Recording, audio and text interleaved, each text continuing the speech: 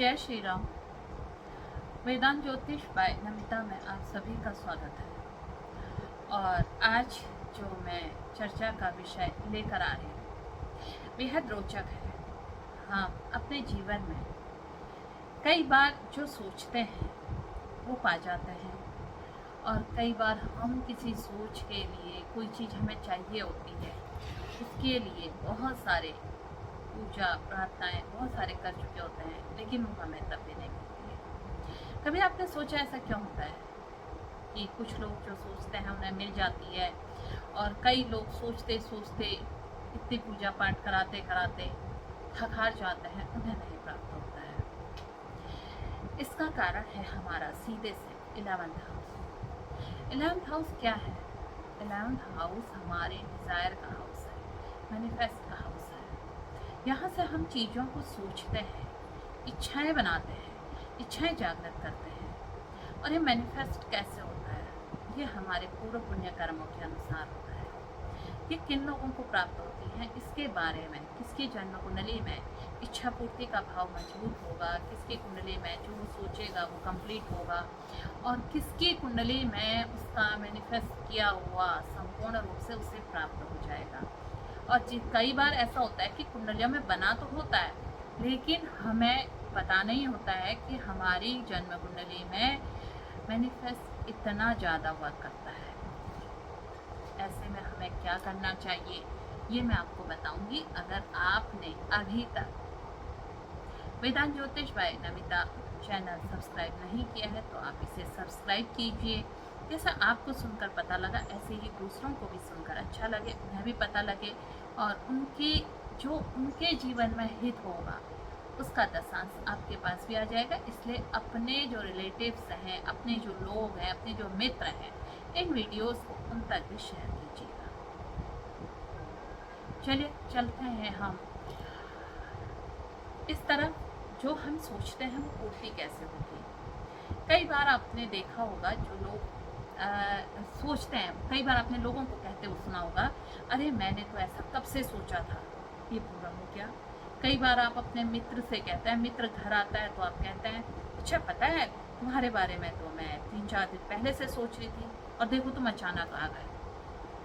तो ऐसी सोच सिद्ध होते हुए, ऐसी सोच कंप्लीट होते हुए बहुत बार देखा होगा।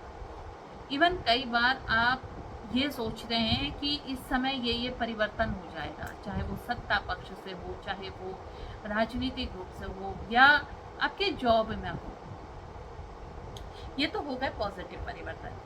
इसमें कई सारी चीज़ें ऐसी हैं जब नेगेटिव परिवर्तन भी आता है, जीवन में नेगेटिव चीज़ें हमारे आ जाती हैं। अच्छा, जब पॉजिटिव चीज़ें हमारे मैनिफेस्ट होती है तो ऐसी ही नेगेटिव चीज़ें भी होती हैं। जैसे आपने ये सोच लिया कि मैं बीमार हूँ, अरे मौसम बदल रहा है, मैं अवश्य बीमार पड़ूंगी या पड़ूंगा।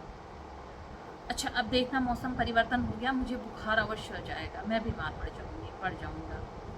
और आप पड़ जाते हैं, आप बीमार हो जाते हैं। फिर कई लोग बड़े बड़े रोगों की कल्पनाएं करने लग जाते हैं, कहीं ऐसा ना हो जाए, कहीं ऐसा ना हो जाए, तो उनको वो चीज़ भी हो जाती है। तो जब नेगेटिव चीज़ें होती हैं तो पॉजिटिव भी होती हैं। अब जैसे माना किसी ने सोचा कि मुझे बहुत बड़ी नौकरी मिल जाएगी, मैं इस नौकरी में चले जाऊँ, लेकिन वो मैनिफेस्ट करते करते अचानक बीच में ऐसा भी कह देता है कि अरे इसका कंपटीशन तो बहुत टफ होता है, मैं कैसे होऊंगा, मेरा होना बहुत मुश्किल है। इन सब चीज़ों के लिए ये जो होता है ना, इच्छा पूर्ति का भाव हर एक का मजबूत नहीं होता है। ये किसका मजबूत होगा? जिसका 11th हाउस, 5th हाउस, लग्न। क्योंकि लग्न कौन है? हम स्वयं हैं। जो मैं मैनिफेस्ट करूंगी वो अपनी बुद्धि से करूंगी, तो बुद्धि यानी कि 5th हाउस वो अच्छा होना जरूरी है। और 5th हाउस के बाद जो मेरी इच्छाएं जागृत होंगी, फुलफिल होंगी, वो है एकादश भाव। यानी कि हमारे 3 घर, 1st, 5th और 11th। अब देखिए आप ना, जो 5th से 11th भाव है वो 7वां घर है, आमने सामने के घर है। अब आपका क्या हुआ?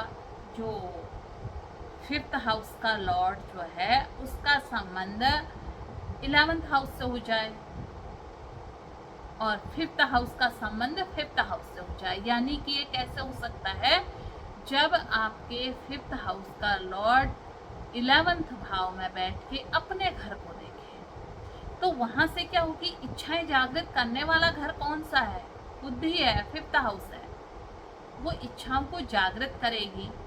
इसमें चौथे भाव का भी संबंध है। चौथे भाव का संबंध क्या है कि चौथा भाव क्या है, मन है। मन में इच्छा लाने वाला व्यक्ति कौन है, चतुर्थ भाव का स्वामी। तो या तो वो 11th लॉर्ड के साथ संबंध बनाए, 5th हाउस के साथ संबंध बनाए, या 5th हाउस के लॉर्ड के साथ संबंध बनाए। जब ऐसा होता है तो ऐसा व्यक्ति कोई भी डिजायर करता है अपने मन में।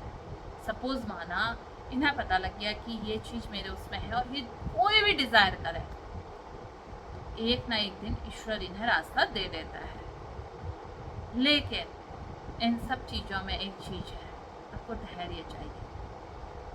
धैर्य में अगर आपका मंगल अच्छा है और आप धैर्य है, आपको हो सकता है आपको वो चीज बहुत बड़ी चीज आप मांग रहे हैं तो उसके लिए आप 3 साल 4 साल 5 साल भी कंटिन्यू बोलना पड़े। कोई बोल सकता है इतना लंबा कि आप किसी चीज को 4 साल से मैनिफेस्ट कर रहे हैं, किसी चीज को 5 साल से कह रहे हैं और कंटिन्यू कह रहे हैं। मेरे से लोग, जब मैं उनसे कहती हूँ 45 डेज आपने बोलना है, तो वो दिन गिनकर कहते हैं अरे बाप रे, रोज इतनी बार, ऐसा बोलता है। ऐसे में जब आपकी डिजायर फुलफिल होनी है तो कंटिन्यूटी तो हमारे करनी पड़ेगी। हमें पता है हमारा ये हाउस जागृत हो गया है, उसके बाद फिर क्या होता है, आप जैसा सोचो वैसा होने लग जाता है। लेकिन उतने हाउस एक्टिवेट करना इतना आसान काम नहीं है ना, उसके लिए हमें अपनी चीज़ों को ठीक करना पड़ता है, अपने उतने हाउस को ठीक करना पड़ता है। मैंने बताया ना आपको ये कैसे होता है। आप अपना फर्स्ट लॉर्ड देखिए, फर्स्ट लॉर्ड और 5th लॉर्ड का कनेक्शन देखिए कि आपस में बन रहा है या नहीं बन रहा है। 5th और 11th का कनेक्शन देखिए, इनके साथ चतुर्थ भाव का कनेक्शन भी देखिए। चौथे का संबंध 5th, 1st और 11th के साथ क्या बन रहा है, इनमें से किसी के साथ भी बन सकता है। अब आप ये लगाइए कि अगर आपके 5th लॉर्ड का जो स्वामी है वो 11th में बैठ गया, देखेगा कहाँ, अपना घर। 1st का स्वामी 7वें में बैठ गया, देखेगा कहाँ, 1st को, अपना घर। चौथे का स्वामी 10वें में बैठ गया, देखेगा किसको, चतुर्थ भाव को। अब अगर इसने पंचम भाव को देखना है, अगर 11th हाउस में ही 2-3 ग्रह बैठ गए तो क्या होता है, ऐसे व्यक्ति की बुद्धि ना कई बार दूषित हो जाती है, वो बहुत सारी चीज़ें नेगेटिव तरीके से सोचने लग जाता है। तब दिक्कत वहाँ पर आती है।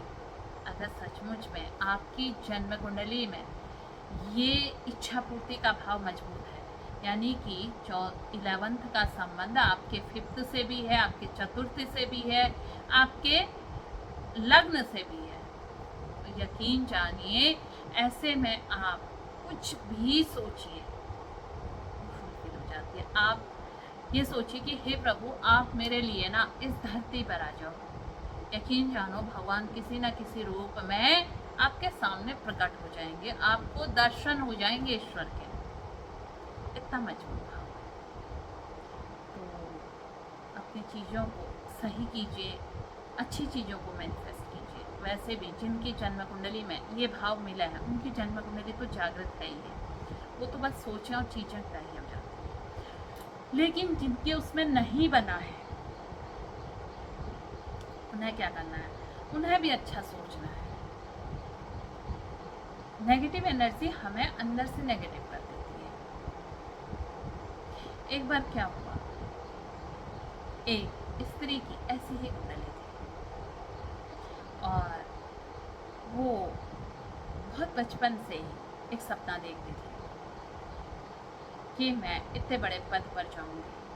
पढ़ाई में एवरेज थी, सब कुछ एवरेज था, और सोचते सोचते हमेशा उसको ये लगता था कि नहीं, मैं वहाँ उस कुर्सी पर मैं ही बैठूंगी, उस कुर्सी पर मैं ही बैठूंगी। और अंततः एक दिन वो दिन आया, वो एक सर्वश्रेष्ठ पद के लिए चुनी गई, जो उसने ऐसा नहीं कि नहीं सोचा था, जो उसने बचपन से सोचा था, हमेशा सोचते आती, कभी नहीं था कि वो उस चीज़ को सोचते सोचते आखिर उसकी इच्छा पूर्ति हो गई। उसकी कुंडली में ये भाव जागृत थे और ये भाव बने हुए थे। ऐसे ही हम भी अपनी चीज़ों को मैनिफेस्ट कर सकते हैं, उनके बारे में सोच सकते हैं। उठाइए अपनी जन्म कुंडली और देखिए आपका first house, fifth house, fourth house और 11th हाउस का आपस में क्या कनेक्शन है।